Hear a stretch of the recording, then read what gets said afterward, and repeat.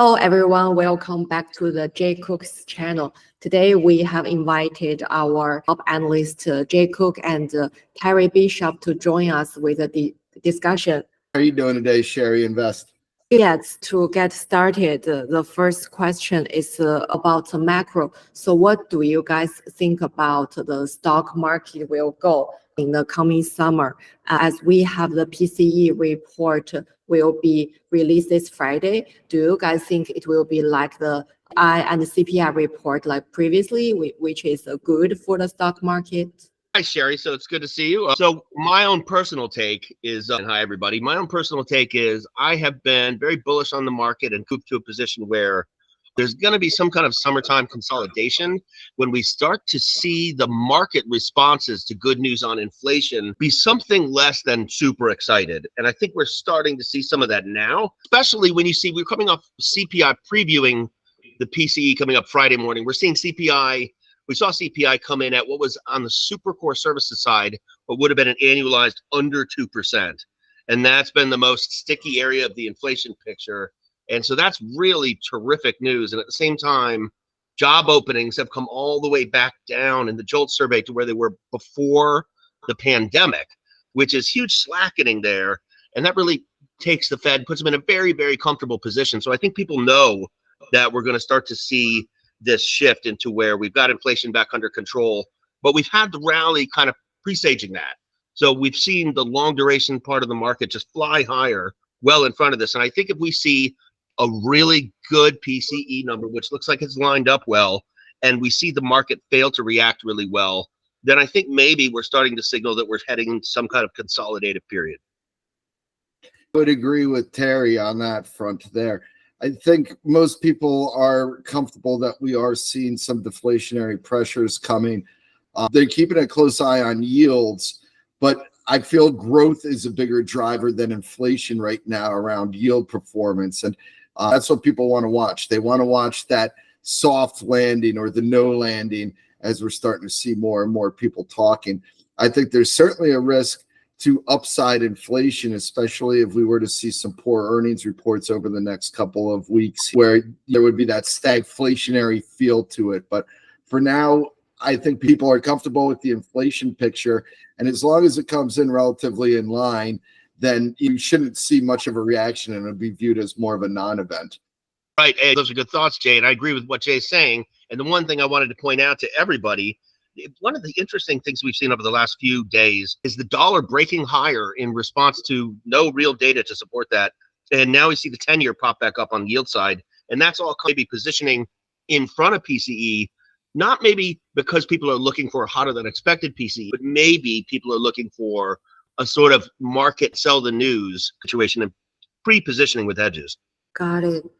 And by looking at the chart specifically, so last week, QQQ has a little pullback, and this week it seems it has bounced back from last week's correction as Nvidia is going up, and also today Tesla and Amazon is going up around 4%.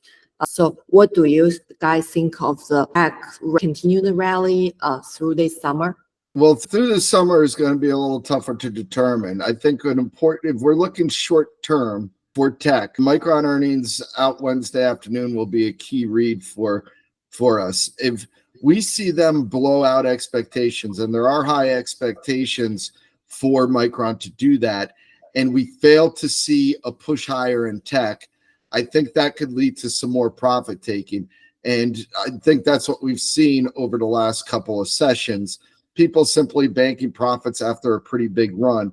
They have moved that money back into other areas. You've seen Apple push higher. A lot of this is coming after the XLK rebalancing too, where you started to see a little bit of inverse reaction between Apple and Nvidia. But I'd expect that to straighten itself out. But really the key thing, at least for the next 3 weeks for AI, is going to be how Micron reports and how the stock market reacts. The worst thing that you could see if you own tech is for Micron to blow out earnings and to see the stock roll over.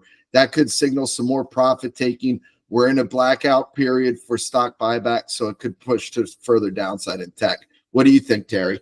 Yeah, thanks, Jay. I think we've seen third stage basis breakout in the tech sector in sort of magnificent 7 stocks in a series lately. Video was first of the pack, and then Apple broke out, and then Google broke out earlier this week, and Amazon is today.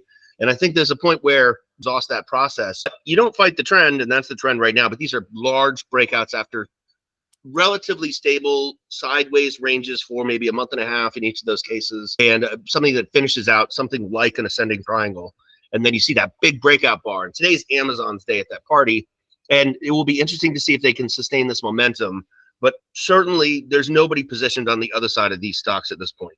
Just to reiterate, the Micron response will be particularly critical for the markets.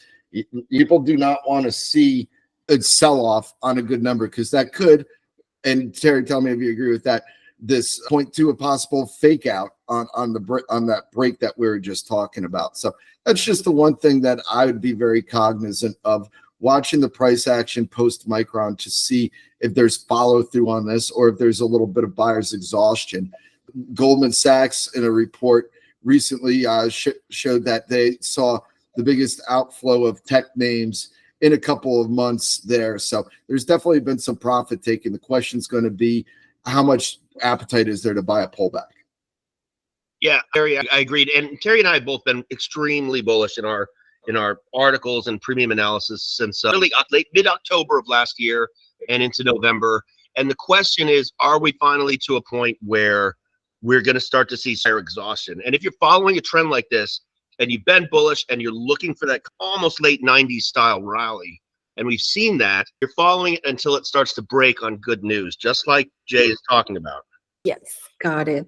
And specifically for individual stock, I find one of its interesting is Rivian's rally. It's up 30% this morning because Volkswagen is going to invest $5 billion into Rivian. And probably as a result, Amazon as a shareholder, 16% of Rivian also up. So what do you guys think about the news to the whole EV sector? Well, and it's obviously good news for Rivian. The biggest concern for Rivian has been its cash burn, and really for most of the plays, I mean, one that's been able to work its way through that so far. $5 billion infused of cash infusion to a company that obviously extends its lifeline there, and that's what was so important for Rivian. We posted a story earlier on the site for people to go check out, kind of highlighting it. And Volkswagen actually also benefits from it because, viewed is lagging a little bit on the EV space on the technical side. And this is going to combine those two. So I think it's a good deal for both sides here. And then for Rivian, you point out that it's got a 19% short interest. So you get a headline like this, that's going to scare a lot of shorts out that are basically in there under the idea that it could be a going concern. You get $5 billion of cash in there. That's no longer the case.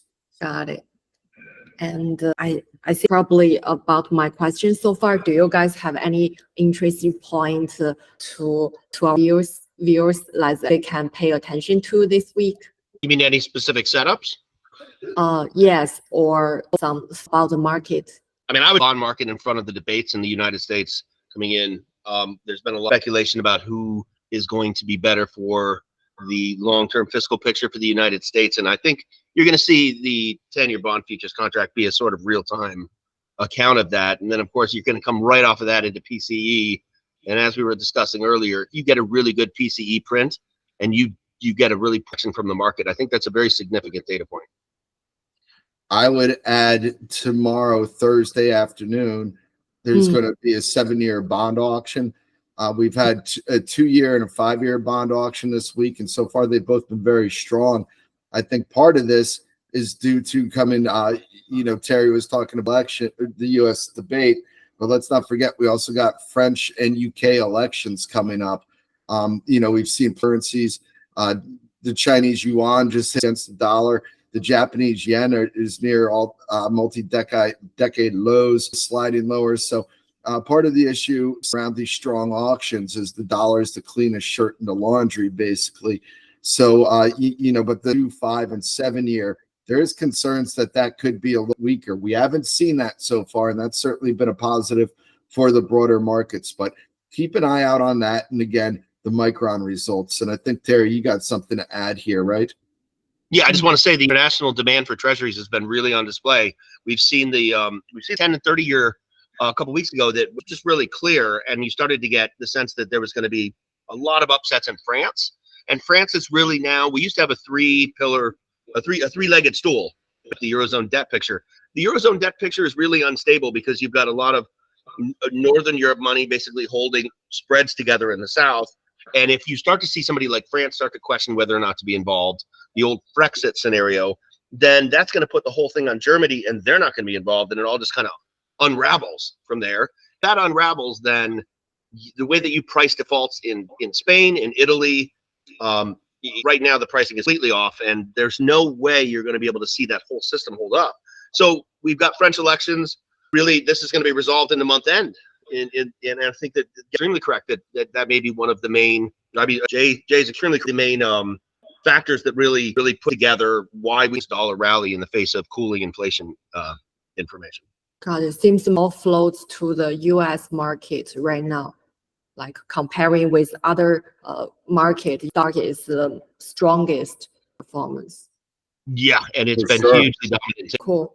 Yeah, I think that's wrap up our discussion this week. Thank you, Jay and Harry, for the helpful insights to our viewers, and we look forward to talk to you guys next time. All right. Thanks for having us, Sherry. We'll talk to you soon. Yes. As always, Jerry, thanks so much. Yes.